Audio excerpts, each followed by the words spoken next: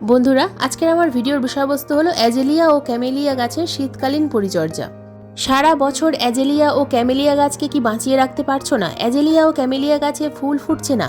যদি অ্যাজেলিয়া ও ক্যামেলিয়া গাছে প্রচুর পরিমাণে ফাঙ্গাস প্রবলেম হয়, যদি গাছে কুঁড়ি না আসে, ফুল যদি না ফোটে, এই সময় প্রতিস্থাপন করছো, গ্রীষ্মকালে যদি মারা যায়, তাহলে আজকের এই ভিডিওটা সম্পূর্ণ তোমাদের জন্য। কারণ আজকের এই ভিডিওতে আমি যে যে স্টেপ দেখাবো, প্রত্যেকটা স্টেপ যদি তোমরা ফলো করতে পারো, তাহলে তোমাদের বাগানেও অ্যাজেলিয়া বা ক্যামেলিয়া গাছে কিন্তু প্রচুর পরিমাণে ফুল ফুটবে। সামান্য কয়েকটা পরিচর্যা করলেই কিন্তু অ্যাজেলিয়া ও ক্যামেলিয়া গাছে প্রচুর পরিমাণে ফুল ফোটে। তাই ভয় না পেয়ে অ্যাজেলিয়া ও ক্যামেলিয়া গাছ যদি প্রতিস্থাপন করতে চাও, আজকের এই সম্পূর্ণ ভিডিওটা দেখতে থাকো। একটু স্কিপ করে দেখো না বন্ধুরা, স্কিপ করে দেখলে অনেক কিছুই মিস করে ফেলবে।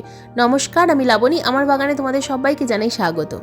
ভিডিওর প্রথমেই বলবো কয়েকটা টিপস, যে টিপসগুলো ফলো করলে তোমাদের বাগানে অ্যাজেলিয়াও ফুটবে ও ক্যামেলিয়া ফুটবে। অ্যাজেলিয়া গাছ বা ক্যামেলিয়া গাছ কেনার জন্য এই সময় নার্সারিতে প্রচুর পরিমাণে অ্যাজেলিয়া ও ক্যামেলিয়া গাছের চারা পাওয়া যায়, কিনে এনে তোমরা প্রতিস্থাপন করতে পারো। টিপস নাম্বার 2, যদি অ্যাজেলিয়া ও ক্যামেলিয়া গাছের চারা কিনে এনে প্রতিস্থাপন করতে চাও, তাহলে কিভাবে কোন মিডিয়াতে এই গাছের চারা প্রতিস্থাপন করবে সেটা এই ভিডিওতে দেখিয়ে দেবো।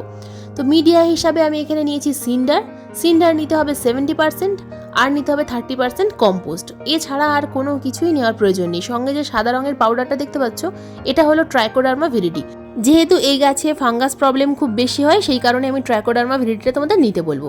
তো এখানে দেখো, যেমন সাইজের গাছ ঠিক সেই রকম সাইজের কিন্তু টব নির্বাচন করতে হবে। তো আমি এখানে মাটির টব নিয়েছি। মাটির টব আমি এখানে 6 ইঞ্চি সাইজের গ্লাস টব নিয়েছি। তো নিচে একটা হোল ছিল, ড্রেনেজ হোলটা আমি খোলামকুচি দিয়ে বন্ধ করে দিয়েছি। তো এরপর এই যে মিডিয়াটা খুব ভালোভাবে মিশিয়ে নিতে হবে এবং গাছটাকে প্রতিস্থাপন করতে হবে। তো গাছ প্রতিস্থাপন করার জন্য যে গ্রো ব্যাগের মধ্যে গাছটা আছে, গ্রো ব্যাগটাকে খুব সাবধানে কেটে নিতে হবে। তো এর উপরে দেখতে পাচ্ছ কিছুটা পরিমাণ মাটির লেয়ার দেওয়া আছে, এটা কিন্তু নার্সারি থেকেই দেওয়া হয়েছে। তো এই মাটিটাকে আমাদেরকে তুলে ফেলে দিতে হবে। এই মাটিটা যদি এইভাবে রেখে দেওয়া হয়, তাহলে কিন্তু কিছুদিন পর থেকে গাছে ফাঙ্গাস অ্যাটাক হবে এবং সম্পূর্ণ গাছটা ধীরে ধীরে মারা যাবে। তো নার্সারিতেই এই মাটিটা দেওয়া হয়, এটা সার মাটি। তো এই সার মাটিটাকে তুলে দিতে হবে। এই গাছটা যে অরিজিনাল পাতা পচা সারের মধ্যে থাকে, সেই পাতা পচা সারের অংশটাকে আমরা ভেঙে দেবো না, রুট বলটাকে আমরা ভাঙবো না। তো আসল রুট বল সহ গাছটাকে কিন্তু আমরা মাটির টবে প্রতিস্থাপন করব। প্রথমেই আমি কিছুটা পরিমাণ মিডিয়া ভরে দেবো এবং তারপর এই গাছটাকে আমি এখানে প্রতিস্থাপন করব। রুট বলের নিচের দিকে সামান্য পরিমাণ পাতা পচা সার আমি ভেঙে দিয়েছি, তার কারণ নিচের দিকে যে সাদা সাদা রুটগুলো থাকে, সেগুলোকে একটু বাইরে বার করে দিতে হবে, কারণ গাছটা খুব সহজেই তাহলে মাটির সাথে সেট হয়ে যাবে। এই যে মিডিয়াটা আমি তৈরি করেছি, এই মিডিয়ার সাথে খুব তাড়াতাড়ি সেট হয়ে যাবে। তো দেখো, উপর থেকে আমি যে মিডিয়াটা, বাদবাকি অংশের মিডিয়াটা ঢেলে দিলাম এবং গাছটাকে আমি প্রতিস্থাপন করে দিলাম। এবার আমি এখানে জল প্রয়োগ করবো। তো সাধারণ জল দেবো না, জলের মধ্যে দিয়ে দেবো সামান্য পরিমাণ, অর্থাৎ 1 গ্রাম পরিমাণ হিউমিক অ্যাসিড। এই হিউমিক অ্যাসিড মিশ্রিত জল প্রয়োগ করলে গাছের গ্রোথ দ্বিগুণ হবে। তো খুব ভালোভাবে এটা মিশিয়ে নিলাম এবং জলটুকু আমি সম্পূর্ণ না দিয়ে 500 ml দেবো, কারণ টবের সাইজ অনেকটা ছোট, সেই কারণে আমি অল্প পরিমাণ দিচ্ছি। কিন্তু তোমাদের টবের সাইজ যদি বড় হয়, সেক্ষেত্রে তোমরা 1 লিটার পরিমাণ জল সম্পূর্ণটাই প্রয়োগ করবে। এবার আসি টিপস নাম্বার 3। বন্ধুরা, প্রতিস্থাপন করার পর গাছগুলোকে অন্তত 1 সপ্তাহের জন্য ছায়া জায়গায় রাখতে হবে। তারপর সম্পূর্ণ শীতকাল কিন্তু ফুল সানলাইটের মধ্যে রাখতে হবে। তবে ধীরে ধীরে যখন তাপমাত্রা বাড়তে শুরু করবে, তখন থেকে গাছকে কিন্তু ছায়া জায়গায় রাখতে হবে। তখন সকালবেলা শুধুমাত্র 1 ঘন্টার জন্য রোদ্দুরে রাখতে হবে।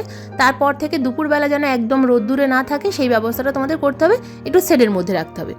এবার আসি প্রথম খাবার আমরা কি প্রয়োগ করব। 1 সপ্তাহ পর থেকে যে খাবারটা দেবো, সেটা হলো 1 লিটার জলের মধ্যে 2 গ্রাম পরিমাণ এনপিকে 1261 আমি সিন্ডার মিডিয়ার কথা বলছি।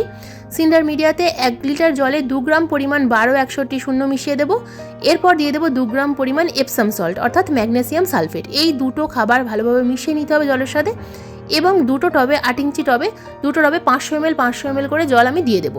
তো এটা আমি একদিন অন্তর অন্তর গাছে প্রয়োগ করব।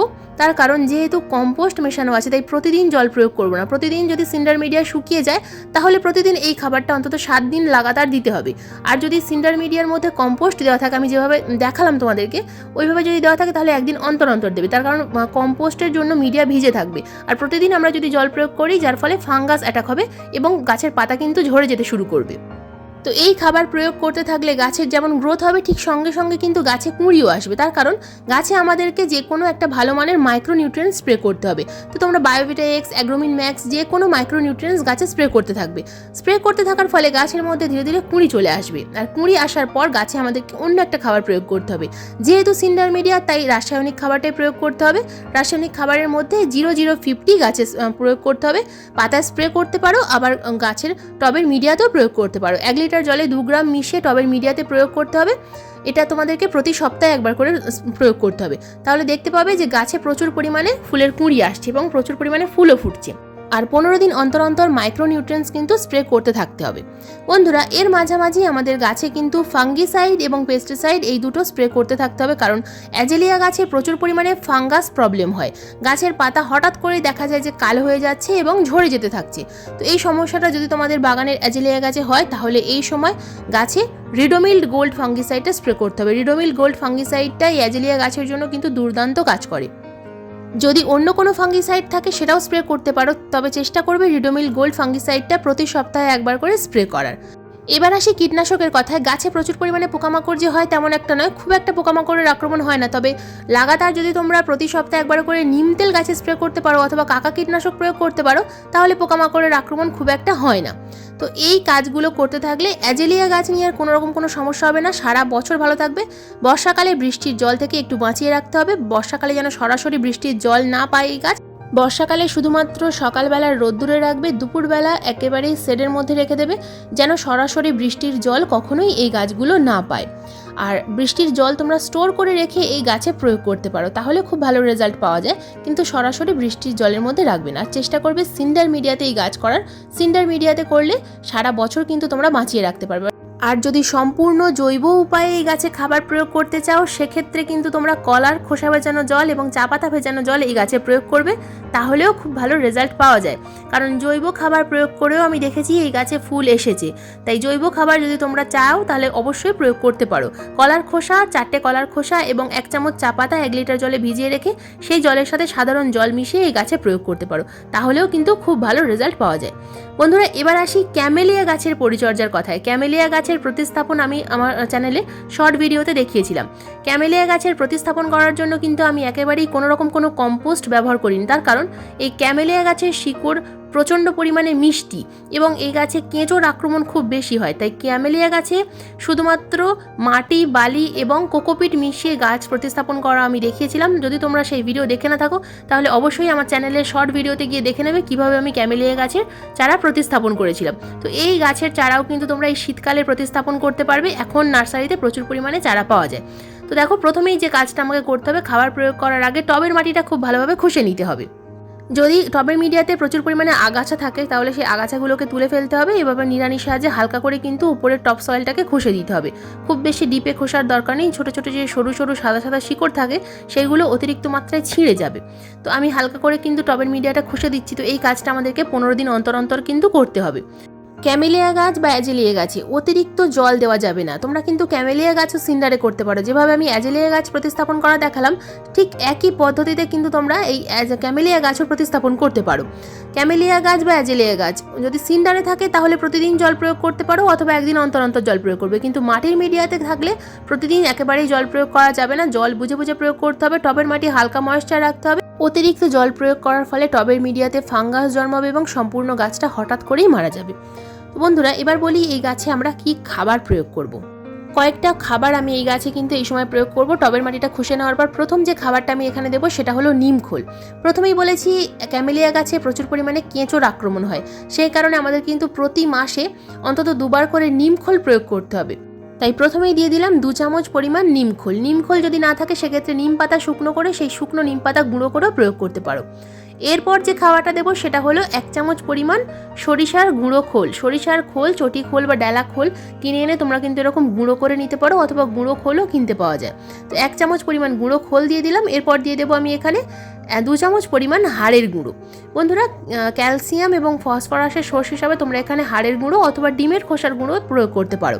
তো আমি এখানে 2 চামচ পরিমাণ হাড়ের গুঁড়ো দিয়ে দিচ্ছি। তো শিং কুচি এই সময় দেবো না। আমি যেহেতু সরিষার খোল দিয়েছি তাই নাইট্রোজেন সমৃদ্ধ খাবার অতিরিক্ত দিলাম না। তোমরা চাইলে এখানে 1 চামচ পরিমাণ শিং কুচি দিতে পারো। এরপর যেটা দিচ্ছি এটা কিন্তু সম্পূর্ণ অপশনাল, যদি হাতের কাছে থাকে দেবে। এটা দিলাম আমি জিপসাম। জিপসাম গাছে প্রয়োগ করলে কি কাজ হয় না হয় সেটা কিন্তু আমি আগের ভিডিওগুলোতে বলেছি, তাই এই ভিডিওতে আমি আর বড় করলাম না। তো এরপর আমি দিয়ে দিলাম এখানে 1/2 চামচ পরিমাণ চা পাতা, ফ্রেশ চা পাতা দিয়ে দিলাম। বন্ধুরা, ক্যামেলিয়া বা অ্যাজেলিয়া এই গাছগুলো কিন্তু অ্যাসিডিক মাটি ভীষণ পছন্দ করে, যে কারণে আমি 1/2 চামচ পরিমাণ চা পাতা দিলাম। এটা আবার আমি 15 দিন পর 1/2 চামচ পরিমাণ চা পাতা প্রয়োগ করব। এরপর যে খাবারটা দিচ্ছি বন্ধুরা, এটা কিন্তু সম্পূর্ণ রাসায়নিক NPK 0050। যেহেতু গাছে ফুল আনতে হবে সেই কারণে আমি এখানে রাসায়নিক খাবার প্রয়োগ করছি। তোমরা চাইলে এখানে কিন্তু অবশ্যই পাকা কলার খোসার গুঁড়ো অথবা পেঁয়াজের খোসার গুঁড়ো অথবা আলুর খোসার গুঁড়ো ইউজ করতে পারো। তাছাড়া তোমরা এখানে 1/2 চামচ পরিমাণ লাল পটাশ দিতে পারো। তো লাল পটাশ দিলে টবের মাটি বেশি ক্ষারীয় হয়ে যায়, যে কারণে আমি লাল পটাশ খুব একটা ব্যবহার করি না। তোমরা চাইলে কিন্তু এখানে লাল পটাশ দিতে পারো। তো এই কয়েকটা খাবার খুব ভালোভাবে টবের মিডিয়াতে মিশিয়ে দিতে হবে, কারণ এখন যেহেতু গাছে ফুল আসার সময় হয়ে গেছে, গাছে কুঁড়ি আসবে, তাই খাবার কিন্তু অবশ্যই দিতে হবে। এই সময় খাবার না দিলে গাছে কুঁড়ি আসবে না। খাবার দেওয়ার পর দিয়ে দেবো ভরপুর মাত্রায় জল।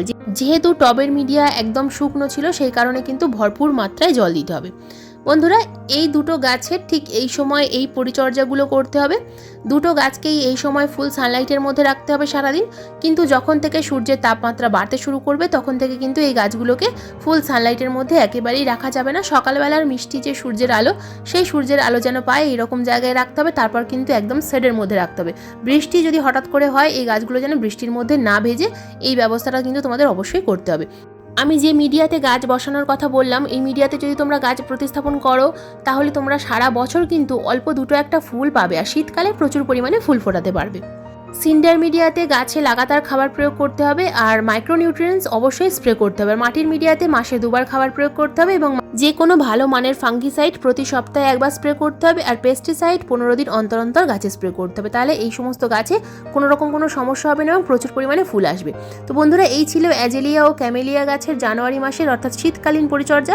আজকের এই ভিডিওটা তোমাদের কেমন লাগলো অবশ্যই কমেন্ট করে জানাবে। যদি কোনো রকম কোনো প্রশ্ন থাকে অবশ্যই কমেন্ট বক্সে কমেন্ট করবে, আমি যথাযথ উত্তর দেওয়ার চেষ্টা করব। আজকের এই ভিডিওটা যদি ভালো লেগে থাকে তো প্লিজ একটা লাইক করো, শেয়ার করো, কমেন্ট করো, হাইপ করো। চ্যানেলে নতুন বন্ধু হয়ে থাকলে চ্যানেলটাকে সাবস্ক্রাইব করে পাশের বেল আইকনটা প্রেস করে দিও এরকম নিত্য নতুন বাগান সংক্রান্ত ভিডিও দেখার জন্য। কারণ এইরকম নিত্য নতুন বাগান সংক্রান্ত ভিডিও আমি প্রতিদিন ঠিক সন্ধ্যা 6টার সময় আপলোড করে থাকি। ভিডিও আপলোড করার সঙ্গে সঙ্গে মোবাইল স্ক্রিনে অথবা কম্পিউটার স্ক্রিনে ভিডিও নোটিফিকেশন পৌঁছে যাবে। আজকের এই ভিডিওটা সম্পূর্ণ মনোযোগ দিয়ে দেখার জন্য তোমাদের সবাইকে জানাই অসংখ্য অসংখ্য ধন্যবাদ।